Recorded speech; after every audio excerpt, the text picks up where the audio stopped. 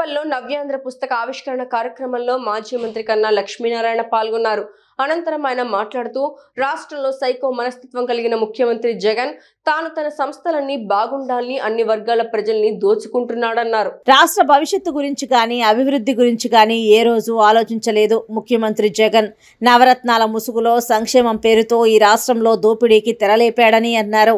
రాష్ట్ర సంపదని ఏకీకృతం చేసి సెంట్రైజ్డ్ కరప్షన్ కు పాల్పడ్డాడు ముఖ్యమంత్రి అని అన్నారు. ముఖ్యమంత్రి జగన్మోహన్ రెడ్డి రాజధాని కట్టే పని లేకుండా విశాఖపట్నం అడ్డా చేసుకొని దోచుకోవాలని చూస్తున్నాడు. భారతదేశంలో అత్యంత ధనికవంతుడిగా ఎదగాలని ఆలోచన చేస్తున్నాడని అన్నారు. విశాఖపట్నంని 3 రాజధానుల పేరుతో దోపిడీ దొంగల ముఠా దోచుకుంటోందని తెలిపారు. మన నియోజకవర్గంలో ఉండేటువంటి సోదరిమణి శారదాదేవి గారు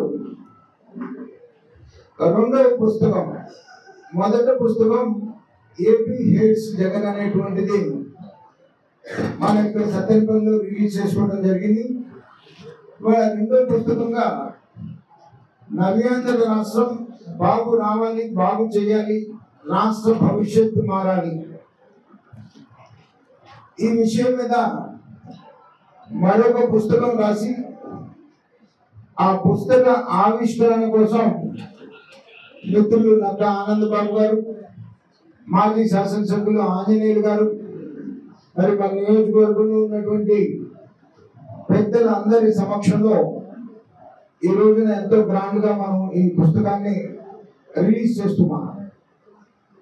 ఎందుకంటే ఈ రాష్ట్ర పాలన గురించి ప్రతి వాళ్ళు కూడా అనుభవిస్తున్నారు. ఈ రాష్ట్రంలో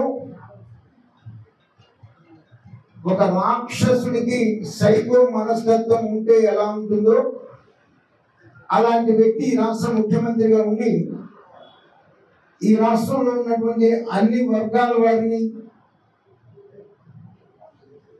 అందరినీ కూడా ఇబ్బంది పెట్టి తానొక్కడు మాత్రమే, తాను తన సంస్థలు తన చుట్టుపక్కల ఉండేటువంటి నలుగురు మాత్రమే బాగుండాలి అనేటువంటి ఒక ఆలోచనతో ఈ 5 సంవత్సరాలు పాలన చూసాం. ఈ విషయాన్ని ఎవరికి వాళ్ళు అనుభవిస్తున్నప్పటికీ కూడా ఎప్పటికప్పుడు గుర్తు చేయాల్సినటువంటి అవసరం ఉంది. ఎందుకంటే ప్రజాధనంతో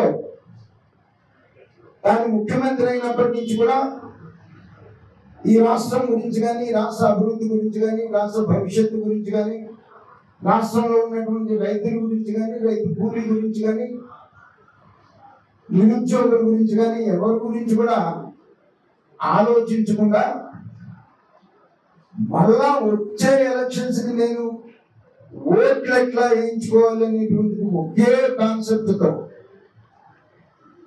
నవరత్నాల పేరుతో అధికారంలోకి వచ్చినప్పటి నుంచి కూడా సంక్షేమ కార్యక్రమం ముసుగులో ఈ రాష్ట్రంలో దోపిడీ జరుగుతున్నటువంటి విషయాన్ని పదే పదే ప్రజలకు గుర్తు చేయాల్సినటువంటి అవసరం ఎంతైనా ఉంది. ఆ సంక్షేమ కార్యక్రమాలు కూడా ఈ రాష్ట్రంలో తాను చేసేదేమో చాక్లెట్ అంతా, ప్రజల నుంచి దోచుకెళ్ళేదేమో నక్లెస్ ఏదైతే ఉంటుందో అంత దోచుకెళ్ళేటువంటి కార్యక్రమాలు ఈ రాష్ట్రంలో జరుగుతూ ఉన్నాయి. నేను ఈ మాట జగన్మోహన్ రెడ్డి ముఖ్యమంత్రి అయిన 4 మాసాలలో చెప్పాను. అది వాళ్ళేదో 5 సంవత్సరాలు అయిన తర్వాత చెప్పినటువంటి మాట కాదు, వాళ్ళందరూ చెప్తున్నారు. రాష్ట్ర సంపద మొత్తాన్ని ఏకీకృతం చేసి సెంట్రలైజ్డ్ కరప్షన్ అనేటువంటి మాట జగన్మోహన్ రెడ్డి పాలన గురించి 4 మాసాలలో చెప్పినటువంటి మాటలు ఈ రోజు వరకు కూడా ఏమీ దాంట్లో తేడా లేకుండా జరుగుతున్నటువంటి విషయం మనం చూస్తూ ఉన్నాం. అలాగే ఇంకొకటి కూడా చెప్పాను. ఆ రోజున నరేంద్ర మోడీ గారు శంకుస్థాపన చేసిన దగ్గర నేను ఒకరోజు దీక్ష చేసి ఆ రోజు చెప్పారు, ఆయన ఇక్కడ రాజధాని, ఇంత పెద్ద రాజధాని కట్టాలంటే నాకేం పని, నేను అధికారంలోకి వచ్చిందే తాను భారతదేశంలోనే అత్యంత ధనికవంతుడు కావాలనేటువంటి ఉద్దేశంతో నేను వచ్చాను.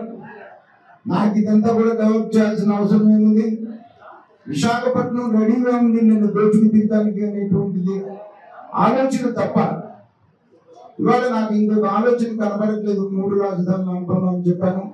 ఇవాళకి మీరు వెళ్ళి ఎవరైనా విశాఖపట్నంలో కనుక్కోండి. దోపిడి దొంగల ముఠ ఏ రకంగా అయితే విశాఖపట్నాన్ని దోచేసుకుంటారో ఆ రకంగా విశాఖపట్నం మీద రాబందులాగా పడి దోచేసుకున్నటువంటి విషయం ఈరోజు కూడా మనం చూస్తా ఉన్నాం.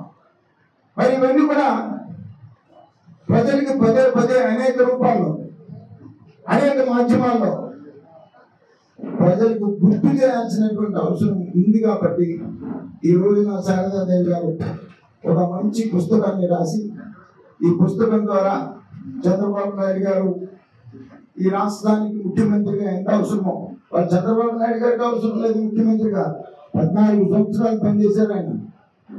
ఈ రాష్ట్రానికి చంద్రబాబు నాయుడు గారు ఎంత అవసరమో అనేటువంటి విషయం ప్రజలకు తెలియజేసేదానికి ఒక మంచి పుస్తకం రాసినందుకు వారిని నేను హృదయపూర్వకంగా అభినందిస్తూ సెలవు తీసుకుంటాను.